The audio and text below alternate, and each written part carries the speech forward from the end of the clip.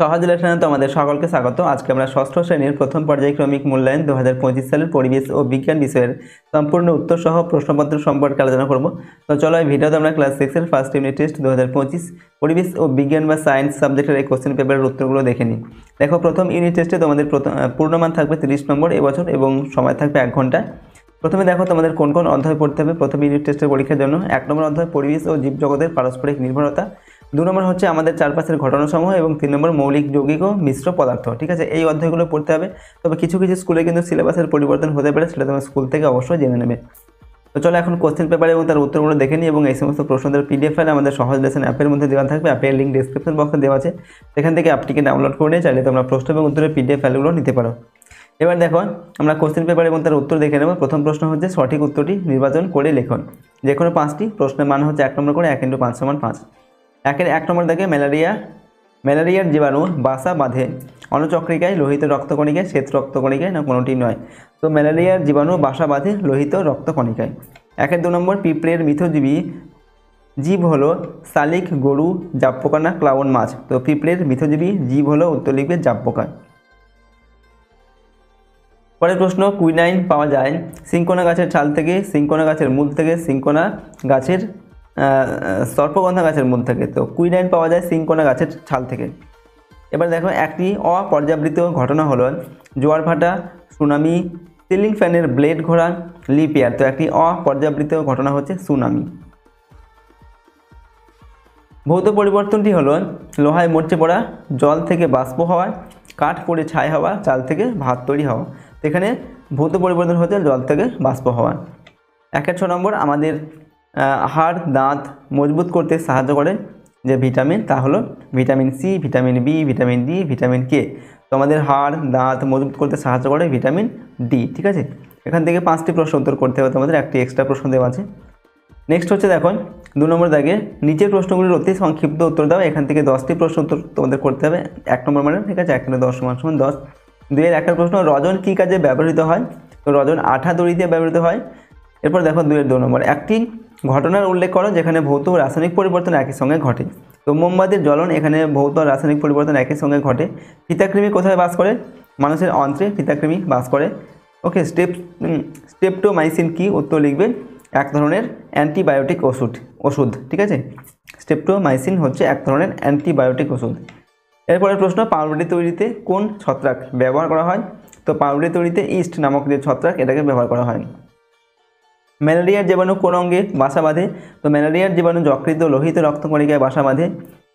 এরপর দেখো হানি ডিউ কি? উত্তর লিখবে জাব পোকা গাছের শর্করা সমৃদ্ধ রস শোষণ করে শর্করা সমৃদ্ধ বর্জ্য ত্যাগ করে, এই বর্জ্যের নাম হানি ডিউ। এরপর একটি নিষ্ক্রিয় মৌলের নাম উদাহরণ দাও। তো একটি নিষ্ক্রিয় মৌল হচ্ছে নিয়ন বা আর্গন।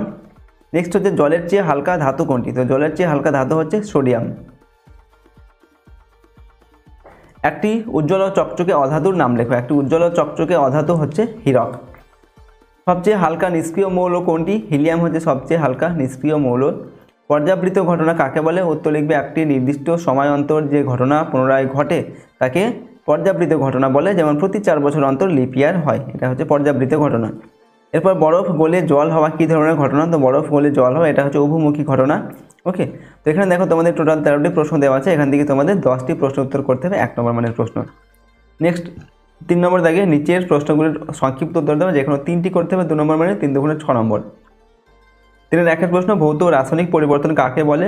দেখো ভৌত পরিবর্তন কি? যে পরিবর্তনে পদার্থের মূল উপাদানের অর্থাৎ অণুর গঠনের কোনো পরিবর্তন হয় না, শুধু ভৌত ধর্মের অর্থাৎ বাহ্যিক ধর্ম বা অবস্থার পরিবর্তন ঘটে তাকে ভৌত পরিবর্তন বলে।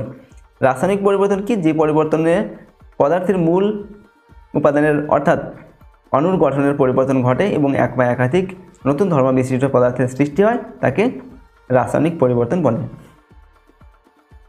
3-এর 2 নম্বর থেকে প্রশ্ন, পরাগ মিলন কাকে বলে?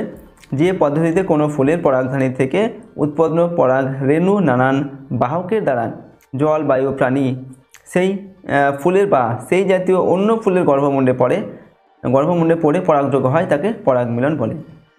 3-এর 3 নম্বর, একটি পাত্রে কিছুটা পাথরের চূর্ণ নিয়ে তার মধ্যে সাবধানে জল ঢাললে কি দেখতে পাওয়া যাবে? এটি দ্রুত না মন্থর ঘটনা? তো একটি পাত্রে কিছুটা পাথরের চূর্ণ নিয়ে তার মধ্যে সাবধানে জল ঢাললে হিস হিস করে শব্দ হবে এবং জলটা গরম হয়ে উঠবে আর গরম জল থেকে বাষ্প বেরোবে। এটি একটি দ্রুত ঘটনা, ঠিক আছে।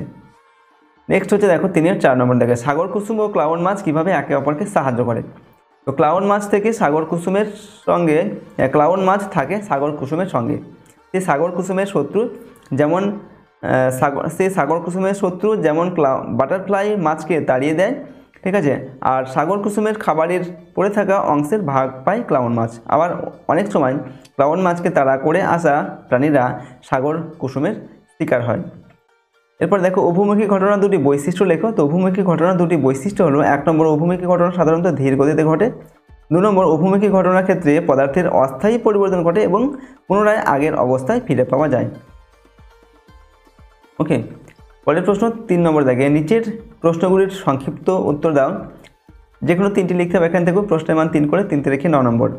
3-এর প্রশ্ন পাউরুটির গায়ে ফুটো থাকে কেন। এখানে দেখো উত্তর লিখবে ময়দা বা আটার সাথে জল আর ইস্ট নামক এককোষী ছত্রাক মেশানো হয়। ময়দা বা আটায় থাকা শর্করাকে ইস্ট ভেঙে ফেলে আর তৈরি করে কার্বন ডাই অক্সাইড আর অ্যালকোহল। ময়দা বা আটা মিশ্রণকে ফুলে ফেপে উঠতে সাহায্য করে এই কার্বন ডাই অক্সাইড। পরে ওই মিশ্রণ থেকে কার্বন ডাই অক্সাইড বেরিয়ে যায় আর পাউরুটির গায়ে ফুটো ফুটো হয়ে যায়, ঠিক আছে। তো এই কারণে পাউরুটির গায়ে ফুটো ফুটো হয়। পরের প্রশ্ন হচ্ছে স্ট্রেপ্টোমাইসিস কি, এর থেকে কি কি পাওয়া যায়। তো বিভিন্ন ব্যাকটেরিয়া মানুষের দেহে রোগ সৃষ্টি করে, আবার কিছু ব্যাকটেরিয়া আছে যাদের থেকে বিভিন্ন জীবাণুদের মেরে ফেলা ওষুধ তৈরি হয়। এদের থেকে ওষুধের গুরুত্বপূর্ণ উপাদান পাওয়া যায়। স্ট্রেপ্টোমাইসিস হলো এমনই এক ধরনের ব্যাকটেরিয়া। স্ট্রেপ্টোমাইসিস ব্যাকটেরিয়ার বিভিন্ন প্রজাতি থেকে প্রায় 500টারও বেশি ব্যাকটেরিয়ানাশক, ছত্রাকনাশক আর পরজীবীনাশক ওষুধ পাওয়া যায়। স্ট্রেপ্টোমাইসিন, এরিথ্রোমাইসিন হলো স্ট্রেপ্টোমাইসিস থেকে পাওয়া এরকমই কয়েকটা ওষুধ যা আমাদের শরীরে ঢুকে পড়া জীবাণুদের মেরে ফেলে। ওকে, পরের প্রশ্ন দেখুন 3 নম্বর ধান খেতে অ্যাজোলা চাষ করা হয় কেন। উত্তর লিখবে ধান খেতে অ্যাজোলা পানা চাষ করলে জমিতে আর সার দিতে লাগে না। ওকে, সার দিতে হয় না আর কি। আসলে এগুলো এক ধরনের পানা। এদের পাতার মধ্যে এক ধরনের ব্যাকটেরিয়া আছে যারা বাতাসের নাইট্রোজেনকে বেঁধে ফেলতে পারে।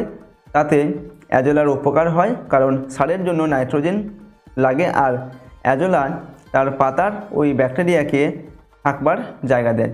এতে দুজনেরই বোঝাপড়া থাকে, অর্থাৎ সুতরাং দুজনেরই উপকার হয়, ঠিক আছে। এরপরের প্রশ্ন মানুষ কিভাবে গাছেদের উপর নির্ভর করে। দেখো উত্তর লিখবে মানুষ বিভিন্নভাবে গাছেদের উপর নির্ভর করে। যেমন প্রথমে 1 নম্বর হচ্ছে খাবারের জন্য। চাল, আটা, শাকসবজি ইত্যাদি সবই উদ্ভিদ বা গাছ থেকে পাওয়া যায়। 2 নম্বর হচ্ছে ঘরবাড়ি ও আসবাব তৈরিতে। ঘরের কাঠের আসবাব, ঘরের চাল, দেওয়াল ইত্যাদি তৈরিতে গাছের বিভিন্ন অংশ ব্যবহার করা হয়। 3 নম্বর জামা কাপড় তৈরির জন্য শিমুল, পাট, কার্পাস ইত্যাদি গাছ থেকে পাওয়া তন্তু দিয়ে সুতো এবং সেই সুতো দিয়ে জামা কাপড় তৈরি হয়, ঠিক আছে। 4 নম্বর অন্যান্য জিনিসের জন্য, ওষুধের জন্য উদ্ভিদের বিভিন্ন অংশ ব্যবহার করা হয়, যেমন কালমেঘ এর পাতা, সর্পগন্ধার মূল ইত্যাদি, ঠিক আছে। দেখো এইভাবে আমরা প্রশ্নের উত্তরটিকে লিখলাম। এরপর আরেকটি প্রশ্ন রয়েছে ভৌত রাসায়নিক পরিবর্তনের পার্থক্য লিখতে হবে, ঠিক আছে। তো দেখো ভৌত আর রাসায়নিক পরিবর্তনের পার্থক্যটা দেখে নাও। এটা হচ্ছে ভৌত পরিবর্তন এবং এটা হচ্ছে রাসায়নিক পরিবর্তন। 1 নম্বর পার্থক্য কি, ভৌত পরিবর্তনে পদার্থ বা বস্তুর মূল গঠনের কোনো পরিবর্তন হয় না, আর রাসায়নিক পরিবর্তনে পদার্থ বা বস্তুর মূল গঠনের আমূল পরিবর্তন হয়। 2 নম্বর পরিবর্তনের কারণ সরিয়ে নিলে মূল পদার্থ ফিরে আসে, আর মূল পদার্থ ফিরে পাওয়া যায় না রাসায়নিক পরিবর্তনের ক্ষেত্রে। 3 নম্বর হচ্ছে ভৌত পরিবর্তন অস্থায়ী আর রাসায়নিক পরিবর্তন হচ্ছে স্থায়ী। 4 নম্বর ভৌত পরিবর্তনের ফলে কোনো নতুন পদার্থের সৃষ্টি হয় না, আর রাসায়নিক পরিবর্তনের ফলে সম্পূর্ণ নতুন ধর্মবিশিষ্ট পদার্থের সৃষ্টি হয়, ঠিক আছে। এখানে দেখো 5টি প্রশ্ন দেওয়া আছে, তোমাদের 3 নম্বর মানের এখান থেকে 3টি প্রশ্নের উত্তর করতে বলা হয়েছে, 3 তারিখে 9 নম্বর। ওকে, তো আজকের এই ভিডিওতে দেখো আমরা তোমাদের ক্লাস 6-এর ফার্স্ট ইউনিট টেস্ট 2025 সালের জন্য এখানে আমরা তোমাদের পরিবেশ ও বিজ্ঞান বা সায়েন্স সাবজেক্টের একটি মডেল কোশ্চেন পেপারের সম্পূর্ণ উত্তর আলোচনা করলাম। সমস্ত প্রশ্নটি কিন্তু খুবই গুরুত্বপূর্ণ তোমাদের প্রথম ইউনিট টেস্টের পরীক্ষার জন্য। সুতরাং সমস্ত প্রশ্ন এবং উত্তরগুলো অবশ্যই তোমরা কিন্তু খুব ভালোভাবে মুখস্থ করবে এবং বারবার প্র্যাকটিস করবে। আর যদি আমাদের এই চ্যানেলে নতুন হয়ে থাকে অবশ্যই চ্যানেলটিকে সাবস্ক্রাইব করে রাখবে, সাথে বেল আইকনে প্রেস করে অল অপশানটিকে সিলেক্ট করবে এবং ভিডিওটিতে লাইক করবে, ভিডিওটি বন্ধু বান্ধবের সঙ্গে অবশ্যই শেয়ার করবে। ওকে, আর তোমরা নিজেদের মতামত অবশ্যই কমেন্ট বক্সে লিখে জানাবে। আর যদি এই সমস্ত প্রশ্নের পিডিএফ ফাইল পেতে যাও তাহলে সহজ লেসন অ্যাপটি ইনস্টল করবে। অ্যাপের লিঙ্ক ডেসক্রিপশন বক্সে রয়েছে, সেখান থেকে তোমরা অ্যাপটিকে ডাউনলোড করে চাইলে প্রশ্নের পিডিএফ ফাইল তোমরা নিতে পারো। ওকে, আজকের এই ভিডিওটিকে আমরা এখানে শেষ করছি। সম্পূর্ণ ভিডিওটি দেখার জন্য অসংখ্য ধন্যবাদ।